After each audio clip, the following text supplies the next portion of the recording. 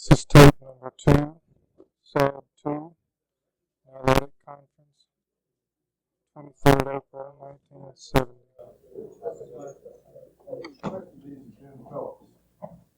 I'm going to give a brief two sites termed E79R terminology, E71K12 and E71K13, located about 5 kilometers north of the sites that David built in North Quarry on the west bank of the Nile. It's located also in the same geographic stratigraphic position in the Bologna member of the Siberian Formation. We have no support team data on stratigraphically. Now, what I could really say, what I'd like to say is not what I can really say. What I can really say is that the sites are older than 10,500 years ago, or BC, pardon me, and later than about 15,500 BC. Now, that's because we have C14 dates on 2 stratigraphic units on David's Bell sites and sites near the same area, located across the canal of about 10,500 BC. Sites like Roman Shield of the first period time.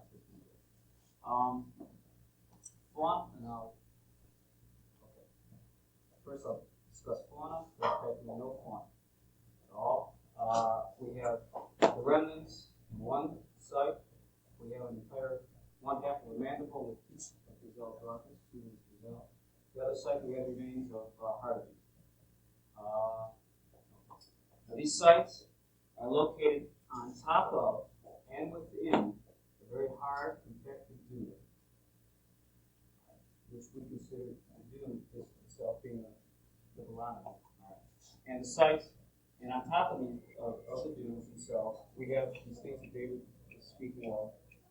We called king at one time, but what seems to be remains of brooks, the absence of calcium carbonate, the evaporation of groundwater, highly charged calcium carbonate, and possible replacement of vegetable remains. Okay. Now we dug 2 trenches. Trenches about 2 by 2, 1 meter 75 centimeters deep in both sites. And we have remains of ferruginous streaks. It seems our conclusion is these are, we see these ferruginous streaks. Our conclusion is these are the remains of the roots that have gone down. Artifacts go down at least 1 meter deep to where these ferruginous streaks end and do not go down. So our conclusion is thus the occupants of the site were living on sand dunes. So on sand dune at the time. The site was stabilized later on after the occupation by vegetation, and that which pushed the artifacts down. At the bottom of the one trench is where we found the mandible, about a meter deep. Lithically, both sites are bladed sites, in our terminology, meaning between 3 and 5 centimeters. That is microblades or blades over 5 centimeters. In the blade tool index for both sites is over 90%.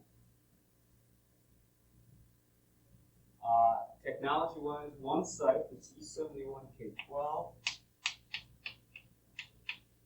and E71K13. E71K12 has about 40%, 45% single platform cores, 45% or 50% post platform cores, and about 5% 6% change of orientation cores. In other words, cores, adjacent cores, change of orientation 90-degree cores on one single face. Right, platform here, platform here. This other side here has 75% of over 1,800 cores are post platform cores on one single face. Very flat, oblong cores, and about 15 or 20% single platform cores. Material-wise, this site has over 95% in all categories: flakes, blades, cores, primary flakes, and secondary flakes.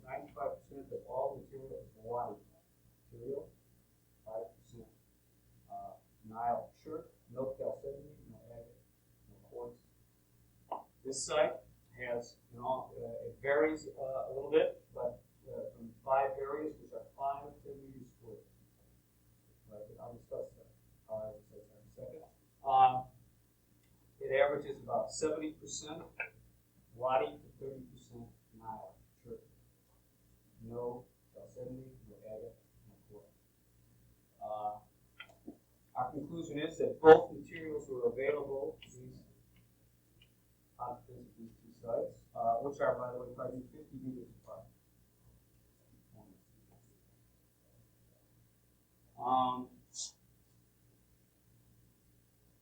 This site, E71K12, is about 30 meters by 45 meters. The other site is about 40 meters by 60 meters. With concentration of over, if you want to take it per square meter, about 3,000 to 4,000 artifacts per square meter. Very, very thick. Going down, if you walk on it, it's crushing. There's no single spot that you can see, at least on these mountains, etc. But you can see any break other than the artifact. No brownstone, no fish bones. Now, so we have 2 sites, which let me go into typology now. One site of 6,400 tools has over 8% Rustata retouch platelets. You can see the terminology. Rustata retouch platelet, I think you all must know, is a platelet which contains retouch on the lateral edge, which is a direct nibbling kind of retouch. Kind of looks like there might be sandblasting, but it's too regular. Take a look at it. See. This site, E71K12, is characterized by back platelets. 73, back platelet index is 73. Here, if you take flake and core tools equal no more than 3, an index of 3%. Practically no burins in either side, no end scrapers in either side, about 10% in each side of retouch pieces. Same definition that they do at least a quarter of the edge. We have in this site a series of different kinds of back platelets, mostly straight. Something that would be called, in French terminology, micro-brevet. In the instances, you have straight back with backing, and then you turn it over, you have retouch tips, and you have inverse phasing from here. Practically none in the site which has retouch. The technology again for a second. This site, 90% of all the blades are pointed. The other site with the Rustata retouch pieces, 90% or more are not. So we have very, very distinct differences between these sites. No, both. No, pardon me, the retouch tools is what I'm speaking. All right, the retouch tools at site 13 are 90% blunt. The retouch tools at site 12 are 90% pointed. Now, in the Digitized and the unretouched pieces, both sites are pretty equal. You get many more blunt pieces. Right? About 70 to 30 blunt pieces. This site, E71K12, has 38,000 artifacts plus chips. The other site has over 60,000. Both sites have between 35 and 40% of all artifacts found are blades. About 2.5% cores. So, and if you compare it to the rest of the moving material, you see very highly bladed assemblages. Speaking to Professor Smith recently, I think about a half an hour ago, I had thought that one of the sites was very much like what he would term Sabetian in Colombo. We see no relationship between these 2 sites, other than in this double back perforator that David had been speaking about is the type from this site, and here's 5 feet. We see no, to put it blunt, frankly, see no real relationship between these 2 sites and the rest of the site we find in the area, other than the site that Professor Wendorf has at Elk Hill at Idfu, is 24, 23, and Now, which of the sites is like this erecting? Is that 12? 13. What sort of base do you have on that? About 12,000 BC. Are they pretty close? 5 of them. I think one is 12, 9, others 11, 0. Now, if you take these pieces from site 13, I did a study of the material from Lala, in Tunisia, partial study of what they had in Tunisia, and the blades technology, flat, generally flat, wide, blunt tips, etc., are very, very much in our previous study. Very much like the Lala material. That does not mean that we have a direct relationship with 100%.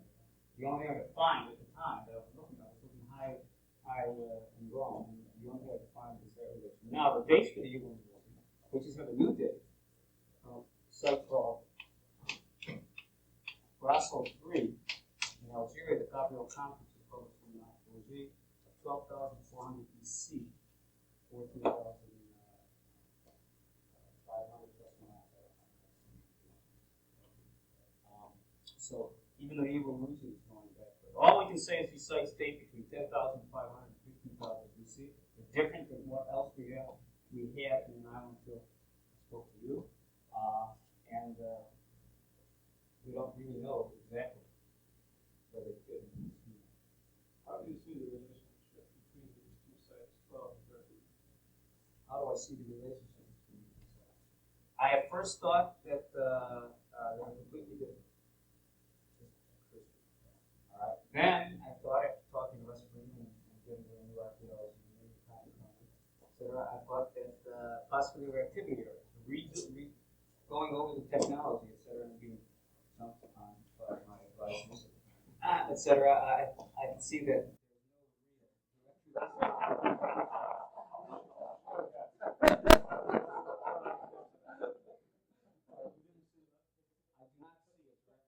there's no real That's not activity. The technology is too different. It's so different that it can be. It's so different. Jim, you say that these are in the Baron River in Greek there. Now, if I remember the sites right, there is no evidence of silk in that area. Therefore, what are we saying? This is the top of the Baron River? There was no Sahaba over the line. The sites. Why don't you diagram for them? Is it site 12 where there is Bolano over the site with the industry and soil? We have a non-tech. Yes, it's 12. Right. With dune here coming like this. Also, this is very hard to detect with these scriptures coming up. Okay, about here, we have the evidence of what Roman Schill calls a non-Celtic soil. Just remember, if you not agree, it is a non-Celtic soil. I just don't think we don't know what that soil is. And the artifacts go down.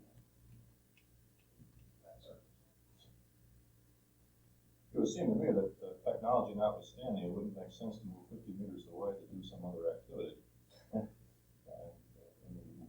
One of the things that strikes us about this is you could pick up a handful of rocks from one place and walk over and lay them down, and you would never confuse any handful and confuse them. No instantly, they were not from that same place. You see, what we could say with the thickness of the artifacts, and I must admit that what we did was we put strips on, we laid strips so we wouldn't miss any artifacts. We put a grid system on that. So walking over the site didn't look like there was any clusters. So I have areas, right? These areas are arbitrary areas, so no difference. That doesn't mean damn. But it seems that what we have here is a reoccupation. Because you find the cores here, you find plates here, so the same kinds of tools. both sides. It seems like a reoccupation by the same group, whether seasonally or what, or how long the period, or how long the period, I don't know. And we have no way to control it.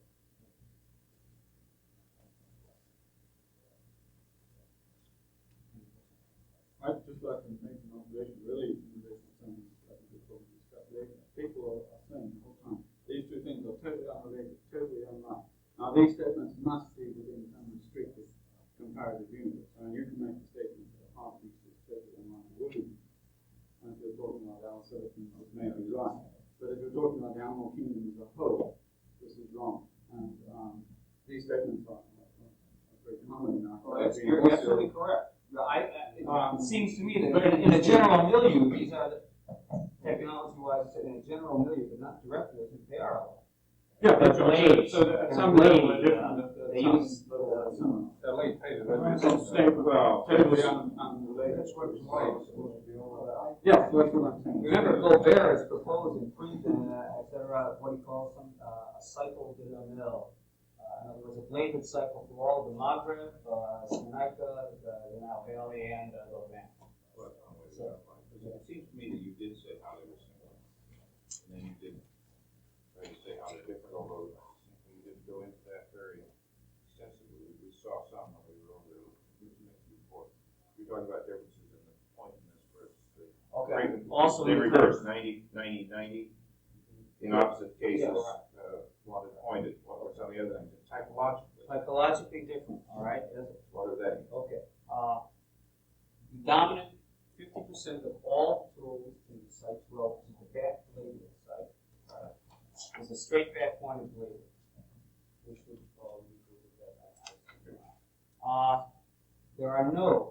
there is not one single straight back pointed blade in the other site. Can you do side by side? Yeah, just to show some contrast. Okay, fine. You know, 2 or 3 times. Could I raise one point here? Yeah. You have different core technology between the two sites. You're No. dealing with different kinds of cores.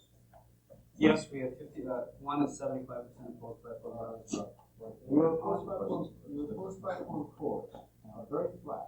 The blades that are coming over are rather flat. That's the site that's 70% top, 80% top. It seems to me that there's a functional, or there's a direct correlation between the lack of backing and the kind of blades that are coming off the cores. Because the edge is not picking up the back. Is that what you're saying? I'm suspecting that, but I don't know. Well, I suspect it too, but I don't know what it cut in. We even cut in, but for some reason they weren't. Yeah. And I think this is one of the major Is the form of that. Yes, naturally. But No, this is the major difference that I can see between the two assemblies. Okay. Yes, directly. Okay. Cool. All right.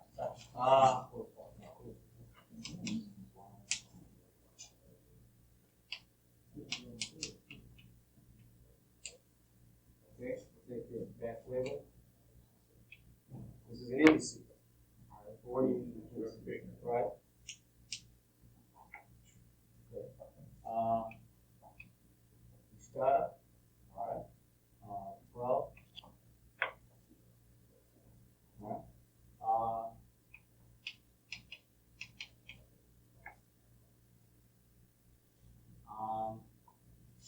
Truncations.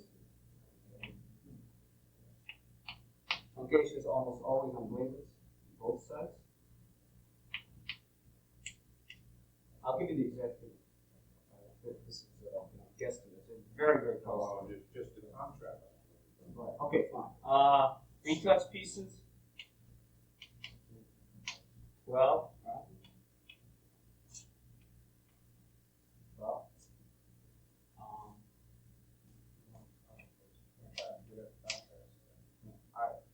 The end scrapers, end scrapers and bureaus are both the same. It's in the back bladelet and the Ruscata retouch blade. That's what you want to get. It's the back bladelet and the Ruscata retouch category. This is live. None of the end scrapers, bureaus, retouch pieces. And core type. And the core type of it. I think there's one thing to point out, although you have a post-platform course in both cases, they're very more morphologically very different. So at site 13, they're very flat and very wide. The other, the more They're not like elongated. any kind of core I've seen in the Nile Valley. Frank mentioned that he got quite a something like that and not get around, I guess. Did it didn't get around, Frank? Well, there are a few from Paleolithic photos. And Professor Smith, I think, mentioned that he did some of These these. are material. These are very flat points. Yes, but confusing with normal. And you can see, we have already. What is the average platform angle for those for? It's about the same as yours. 72. Yeah, that's about. What about in foot? It's about the same. Any difference in platform preparation? No. Almost. I think it's about 70% in both sites are lease.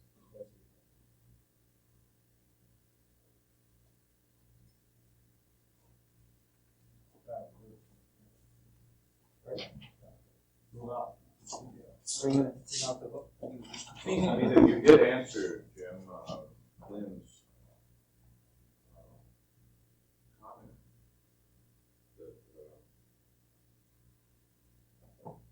how are they similar in terms of being animals, and how are they dissimilar in terms of being I was just registering my objection to the time statement which is often made. These two are totally You're absolutely correct. or totally unlike, because this is always wrong. I never mean that. But it's a semantic objection. It's an easy way to say it, but You don't show it straight out. Like this. We're assuming that you recognize they're both animals. Well, we're not at those same too, but they're similar at a higher level than that. And this is why I think such statements are terribly pejorative of proper judgment of what's going on. Well, in line with that, I just say that I didn't say it was up there, but I tried to find an analog to my material in the Nile Valley, and I can demonstrate with the similarity of my material between my material and the materials. The trouble is that those stuff is being 10,000 years later. And I'm not willing to say that we're doing the same thing at all, even though it may be parameters for technological that I speak seeing first. I'm sure enough of your data. On one side, on one group, yes, and another one, I'm not so sure. I'm not sure at all on the date that he says 10,000 years later. In fact, Tony and I again have different opinions about it. Well, again, there are good similarities. Shamarkian is at least 10,000 years later. I might point out that there is a problem about the.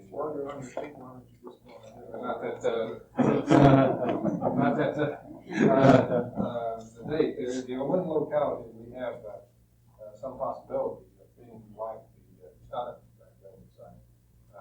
We've not finished analysis, it's just superficial comparison. Occurs in a situation which we could not be sure where it's in time, except that it was either at the very end of the very Garrett activation, or in Sahara. I think if there really is this comparative similarity that you indicated, I did try to go into the property of Sahara, we could not tell from other evidence which where it was. Perhaps it would be helpful if I could diagram up here what we're talking about with these names specifically.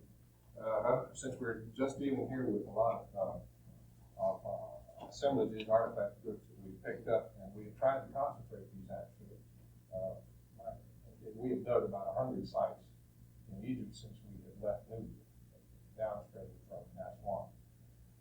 And so this is a composite of our data, stratigraphic data. It's these things have been selected out because we could pinpoint some issues which I think have some interest. There are lots of things that look about alike. They appear to be some very interesting differences, and yet they appear to be very closely related in time. And I think this is some of the questions that this conference is going to have. So get at the figure thing. Get at the earlier Nile sediments, except that we have a paper should be out next month or two, coming out in Poland, where we call out the idea of enhancement that we felt that the Nile was extremely late, very late. I like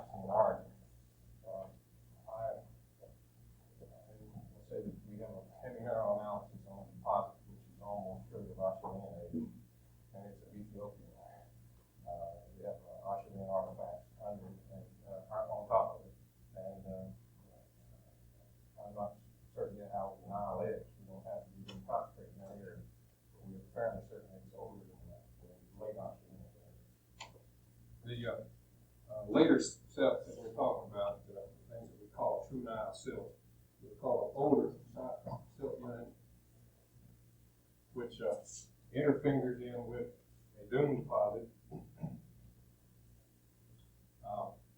which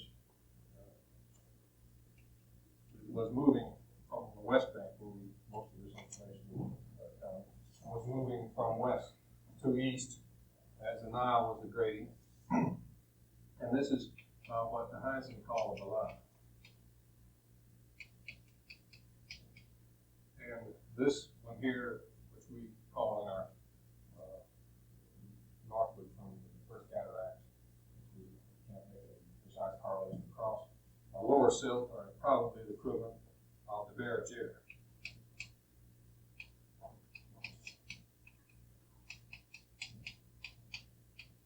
Older silt. The site that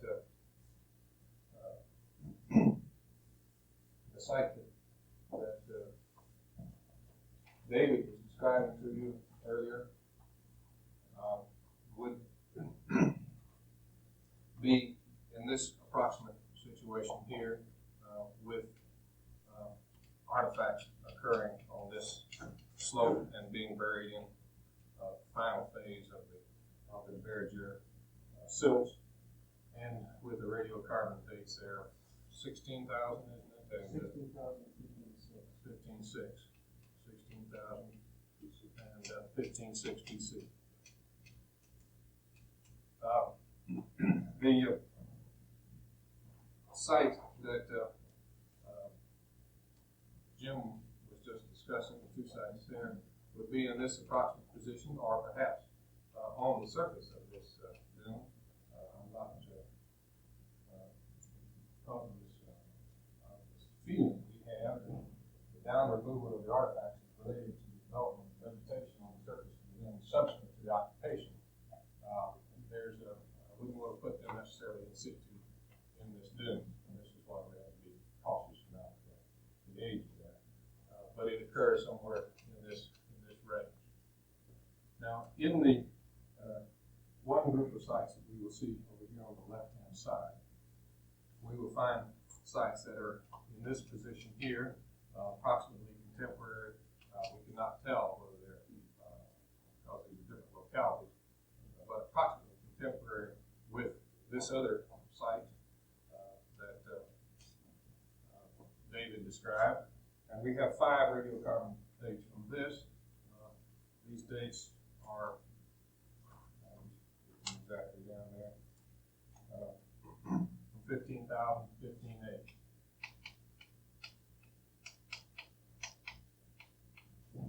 BC. These are all on shell.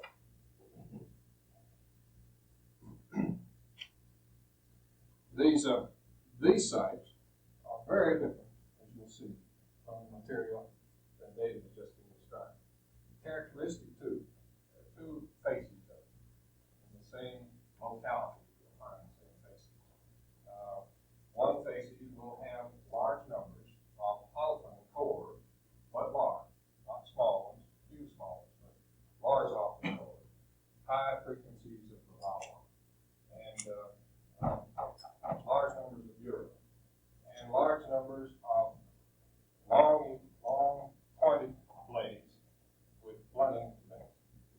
You see a few of these over here. In the same site will be assemblages without the alpha and with little or no lava. Otherwise, very simple.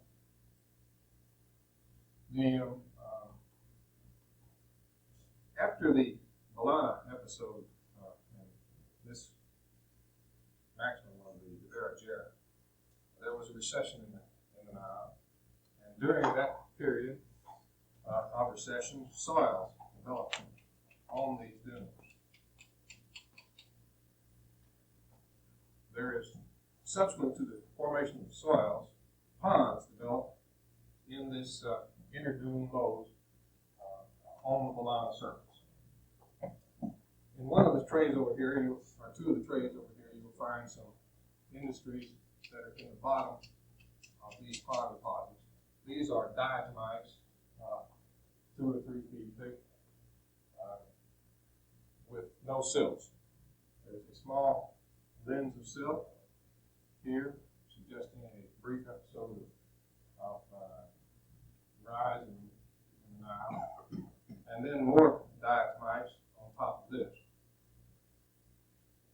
Then over this will be the latest of the upper silts in this area, these Sahaba silts.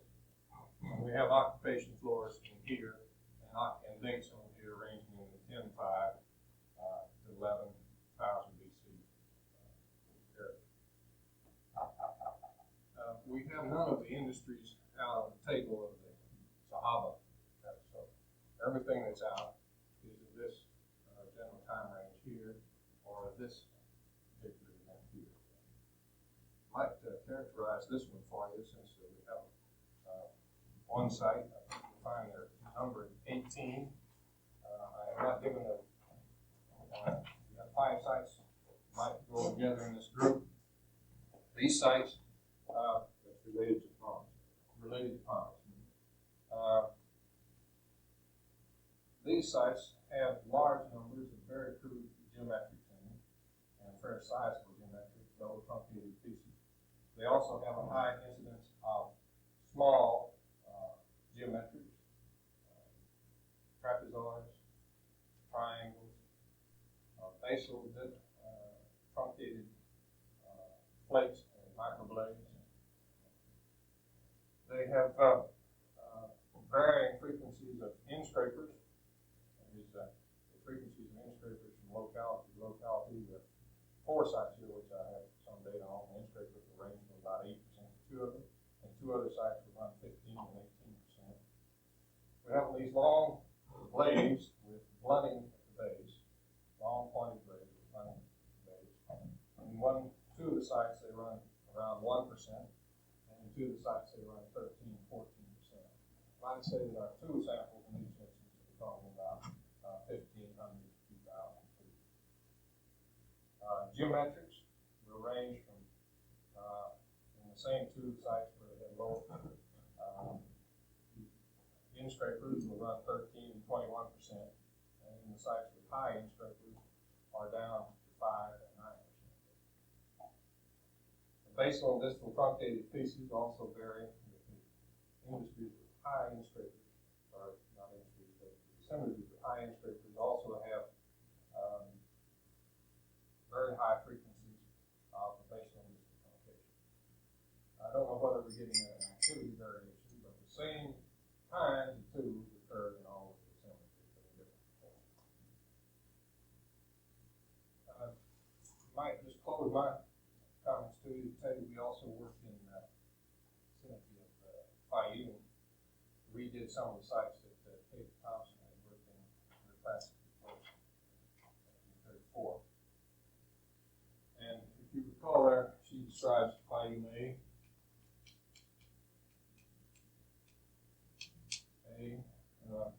with pottery, fiber-tempered pottery, and then a later, her concept of the history of the Fayoum Basin was that it was a Pleistocene basin, which declined under the change of Pleistocene climate that recently. There was a recession then from a higher lake level of Pleistocene times to the low lake level of today, and at a lower lake level at Fayoum A was her Fayoum B. And Fayoum B was seen as some degenerate group of Bedouin microlithic people who came in after the original Neolithic populations of the Fayoum area. And these were represented only by surface sites, and these were the, if you remember her reports, big villages, the granaries, the rather extensive communities that she excavated large quantities. We went back to the same locality, one of her type sites, Fayoum A with Cone W, and we redug Cone W and discovered that it was a stratified site with 2 meters of occupation, at least six different occupations separated by McCusker deposits. It was occupied during the time when the lake level was rising. One of the most surprising things that we discovered was that the maximum level of any McCusker deposit in the Pioneer Basin, McCusker deposit in the Pioneer Basin, is at Old King Lake, at Old King pottery, and bronze artifact associated with the highest Pioneer deposit. The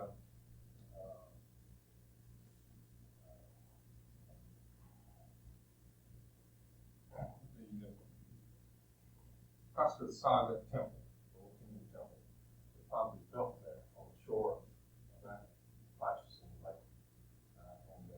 Certainly the community that was surrounding that Old King Temple, the artifacts from that are embedded in the shore deposits and deltaic deposits of that lake out front of that temple. The Volume B is turned out to be quite different. We found a number of localities where this occurs in situ. Some of the situ assemblages are over here. As she described it, was a number of bifacial points, two bifacial points, and two these arrowheads,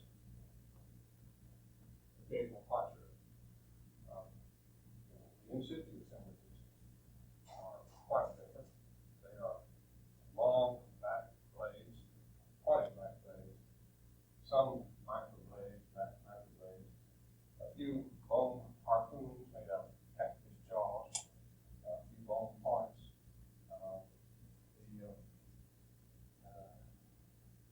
Retouched plates and blades, and virtually nothing else. There are no bifacials whatever. Radiocarbon dates, we have I think 5 of them on Volume B, between 6,000 and 5,000 BC. Is what we're calling terminal date. One point I mentioned, the sites are small, tightly compact sites. They are, when you walk out on the area, you see a vast array of flake stones. And you think these are huge campsites. But when you isolate the excavating, when you get the material in situ, you find that they are really small clusters. These comprise a series of small clusters, 20, 30 meters in diameter, with the artifacts concentrated in these clusters. And these sites really consist of a number of discrete units, which on surface exposure looks like one vast site, which forces me to say that there's no real change in settlement demography occurred in terminal pockets in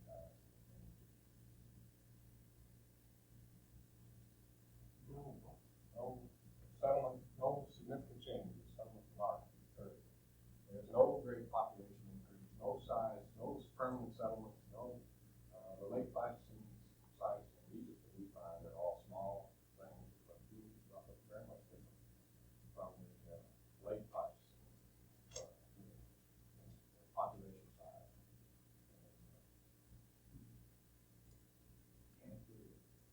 And I think your university is huge also, and paying fees. Oh yeah, well, we got some dates. Also got some dates on Volume A. Well, the aggradation there of the Volume, there may really only be one lake, which rose and fell through maybe the floods of the Nile Valley. There are many instances in which we found burn layers, scores of burn layers in these lake deposits, suggesting that the lake and also the deltaic deposits also that the lake deposits would come in very high, and then there would be a very rapid seasonal drop, exposing these aquatic vegetation will burn through the lake, which would then be burned, either accidentally or intentionally by man. And then the lake would come in again, there'd be a thin layer of sediment over it, and then the lake would again drop, and man would some other action called this burning. So there are scores and scores of burned limbs in these lake deposits. There may actually only have been one major exposed lake,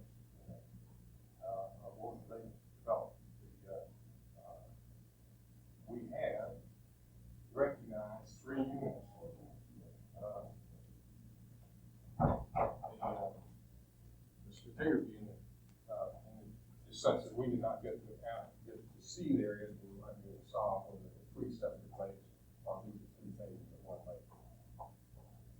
The maximum development occurs something like this.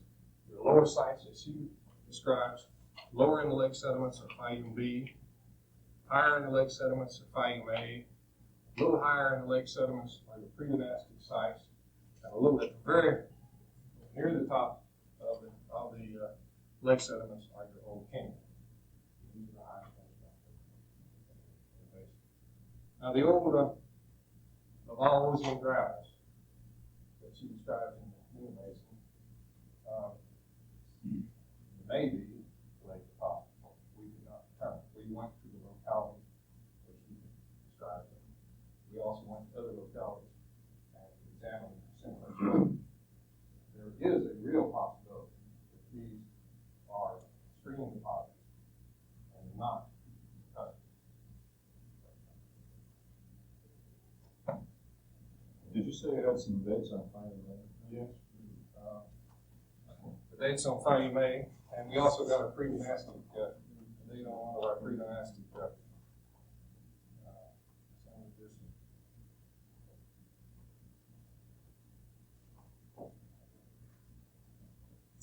Fayum A dates. We have 3910 BC and 3860 BC. These are slightly later, by the way, than the two dates that were available on grain that Lily got. C, you said was 6. B, you said was 6 too. This is on 605. No. 605 out. The dates exactly are 6150 BC, 6120 BC, 5550 BC, and these are all from different sites. 5190 BC on charcoal. A is also on charcoal. Yeah. And if you know the other dates on Fayum, we have 4145 BC and 4441 BC. In this paper, I don't have that date on the pre-dynastic, but it's about 3200. And it seems that pre-dynastic is what we call the latest pre-dynastic. What was the premises the old king? What that is?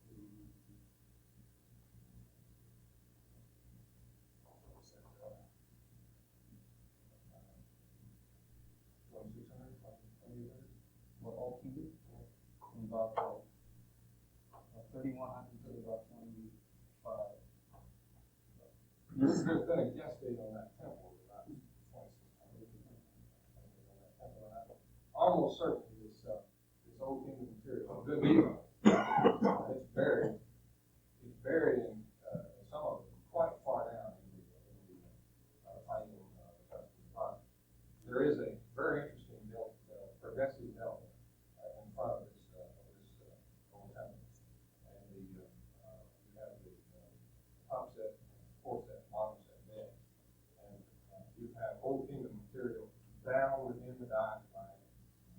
Have a campsite, old kingdom campsite down in the diaphragm, the bottom set beds, because apparently the lake had dropped. The people went out there, camped, and then the lake came back up and covered it by more diaphragm. You see, it's not at all like you. For completion of information, where do the bifacial arrangements and pavement deal from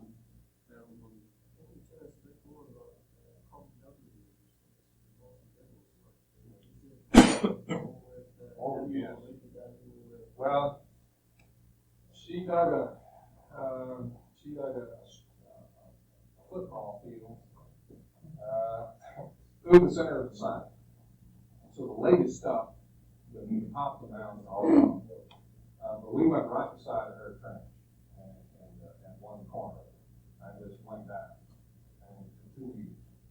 And there's pottery and occupation layers, and then Where do the next meeting for the sea on the bottom?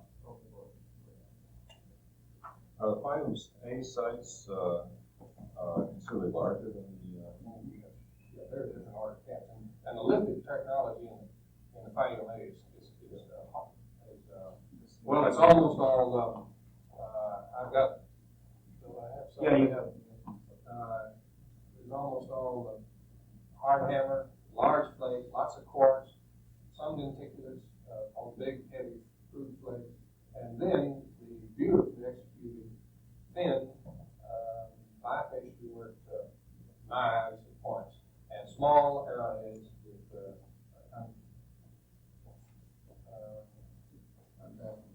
stems. So what kind of subsistence evidence are you getting on finding these sites? Those terminal paleolithic sites are kind of like rock mining babies. The terminal paleolithic sites are catfishing, some grinding and some graining, but there could be a grinding stone. Lots and lots and lots of fishing. A few big animal remains or boss hippopotamus. What we doing to update that? Went there where I'd say 95% of all materials fish. Keaton Thompson talks about some artifacts with some inscriptions on it, suspected from about perforators. Do you have that?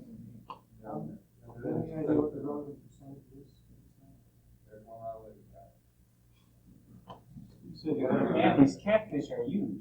Oh yeah, catfish heads are as wide as two hands. You see, they're great. No. You say you have about 6 levels of fire separated by the cascade around it. Did you notice any distinction as you go up? This is being done by Kuchis. And when we were looking at the material, we could see no difference in the two frequencies or frequencies between one and two categories from bottom to top. I would guess that this is not more than 200 years. One of these dates is bottom, and one of the other dates is top. Gives you some idea of how different higher. So her preserved cereals must be top of the top. No, her preserved How come they were cereals. preserved at the lake? They were being sat Her preserved cereals are back up on top of a big yellow that steps outside of the water. All to the other side. and they sit up higher than any lake level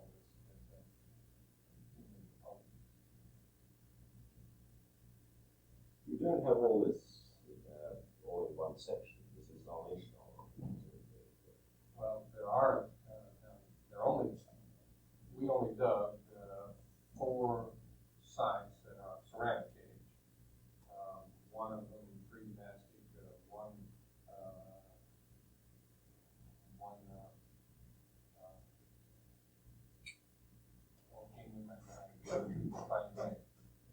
one of the Fighting Bay sites has a Fighting B occupation at the base of it. In fact, that's the exhibit you're looking at over here. This particular site itself, there's a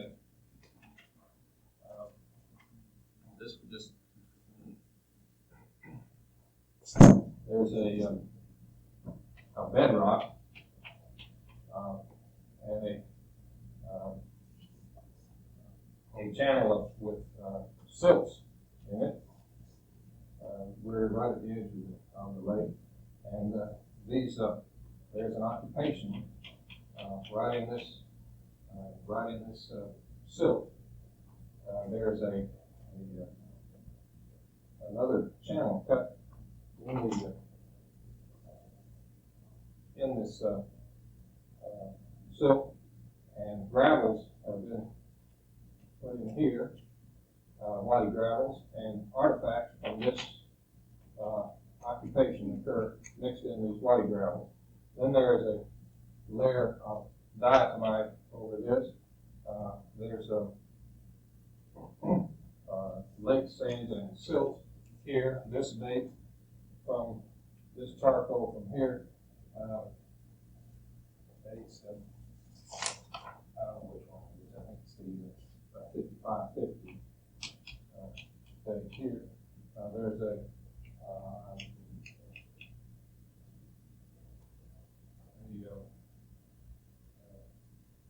item A occupation here. I don't think we have a date on that item A occupation. And then slightly higher in the level is a pre-dynastic occupation, where the 3200 BC date is from. And then nearby here, there is this, about 50 feet away, there is a revetted hill, which is a clay or key of probably one of the old Kingdom Age keys that overlies all of this. And this all lies in stratigraphic order. There's a remnant here, which all this occurred. I think I've gone. What's the vertical scale? From here to here, to 6 meters. Why was the lake rising before 2000? I think it began to fall. It began to fall, and the Egyptians controlled the beginning of Old Kingdom hydrologic activity. About 3 times. And there's some historical description about why it began to rise. Yes, I don't know how, but I would guess it rose because the water breached its way into the depression. Previously, it, like Wadi Rayun, which is right beside it, had never had any Nile cells in it, never had a lake in it. Wadi Rayun has never had a lake in it. It's essentially the same stratigraphic geomorphic relationship. But the Nile really breached into there and began during flood times to debouch as its tributary into the Fayum and built that lake. And there is something called the Bahar Yusuf Canal, which is part of the depression which runs from Nagamadi north into, which is where Nile Yusuf might come. But we could not work that area. That's we got a very unusual security clearance in order to work in the final land. That's one of the secret base areas. And the entrance to the final land is a spot they were in. Point of information, the so-called Walden beach project. Where did you look at? The locale is described by Kate Thompson there at on the north rim of the lake, and also beach grounds that are described by Middle on the south rim of the lake. The same spot. You see a hot ground beach ground. You see the ones that the sand was not go south from the southeast side. It's also the only one that's on beach side. They're the ones also described by Middle. And I didn't, as you say, I'm not prepared to say that they're not beach grounds, but there's also an alternate explanation that they are extreme. They're all very rural, all the little. They have little shells in them. They look very much like what we find along Because Keaton Thompson, when they made their reply to the exam, published in a section very much like this, in fact, that Wadi Rum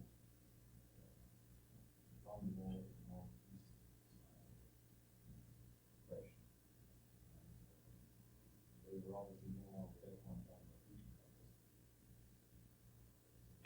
San Bernardino section probably over more water actually, because it's a lot more highway than sector than the north of the shore. There's another point which we might make, even if they are beach grounds. Not there.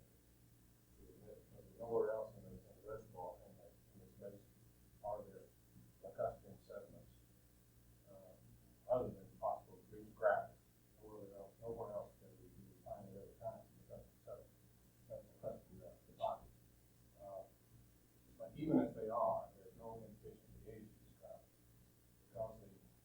tubes in it are all along the drive. There's not a living floor there. And there's no basis whatever for saying those tubes will take that. All they're saying is that they're later than they put on those plans.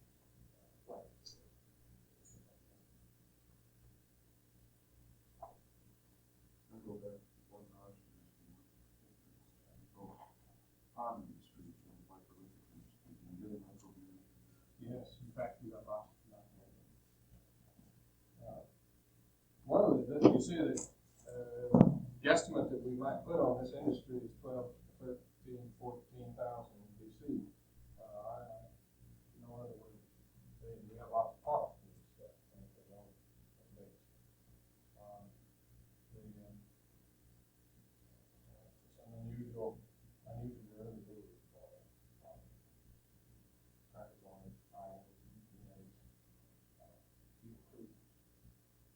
So the long episode is ending so long. well, this episode that we right here, we call it Derek Crew. These deposits, these concessional features is what SIE is the name of Derek Crew formation. Yeah, but if you say that that's the 12 to 13,000 years, and underneath is 15 to 16. The soil, I think, accounts for the rest of that time. So the banana itself is just one. My guess now is that this maximum occurred about 15,000. This maximum of the barrage area and the degradation of the colonic was about 15,000. And then there was a recession shortly thereafter. And there was a carbonate from one of Carl's wine barrels, around 15,000 BC, something like that. Well, it would be the sites you have there, 15,000, 15,800. These would be comparable to our oldest Jebel-Silsilate formation, maybe the Coral Seal Channel, with the Alton Silsilate. I think this And the dates of 15,000. That is, as far as we can tell, the oldest Nilotic formation of that Jebel-Silsilate group. And quite comparable in terms of age are the dates on the fine silks, silk places on one. So in terms of just correlating the barrage air on the basis of this,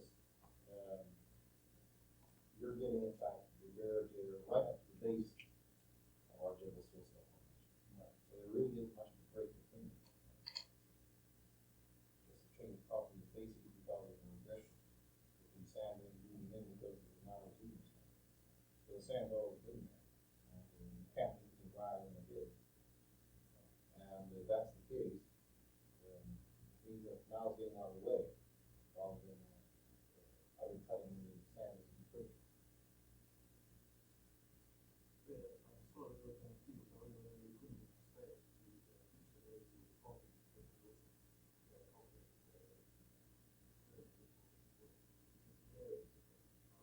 Yes, I could. I don't know how long this sand, I don't know how long this soil is. It's still asking us to leave the sand dune accumulated and the soil developed on the surface in a thousand years, which No, I'm saying that these silts are accumulating at the same time this sand is. That's what I don't think is grasping. got you. The Nile's agreeing, the dunes are coming from the west. All along the west bank, and we have scores of exposures to this now. All along the west bank, the dunes are moving at the same time, and maximum silts are moving. So those little cusps of these drawings, they put their version down to the surface of the dune. Completely interlocked. So this might well be, I'm assuming that this episode, these are just faces of the same event. And this is the unit, this is why Balana refers to the unit of this formation. And now, I don't know how long that represents right there. It might represent long enough for the 3 feet of dive lines.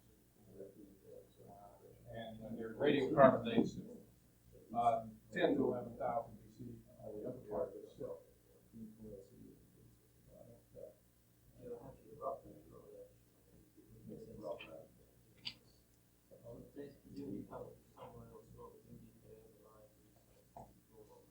Same area. Same, all of this is only this area. There's this system.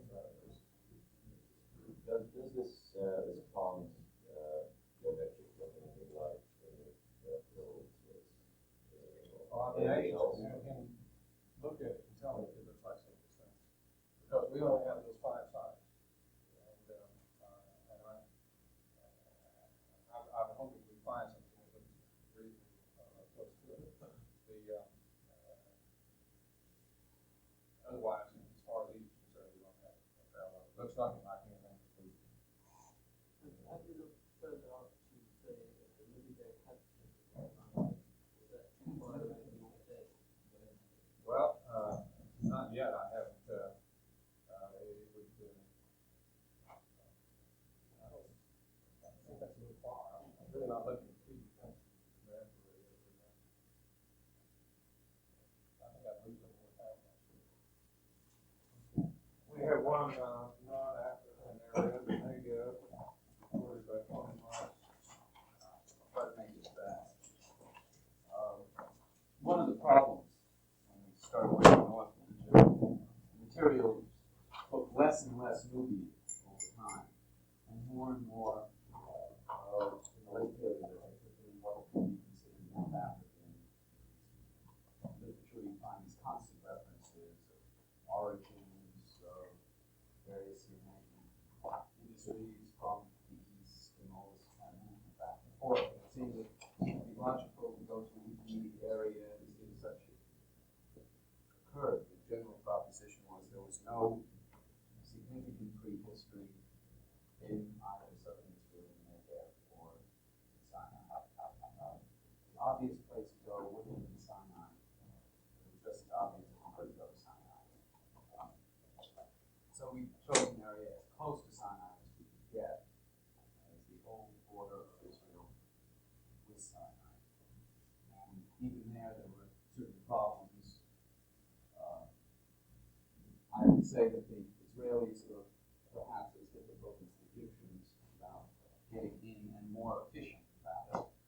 Therefore, there was more trouble getting in. But if one looked at this is the Mediterranean with the Sinai border coming down to Gulf above Wadi Araba up to the Dead Sea, Beersheba here.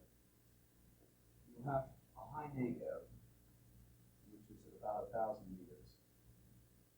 In this general area. And then an area of about 500 meters elevation, which comes in this way with the Nahal Zin, major wadi cutting westward through two large springs in the central Negev. We worked two areas. One was at 500 meters.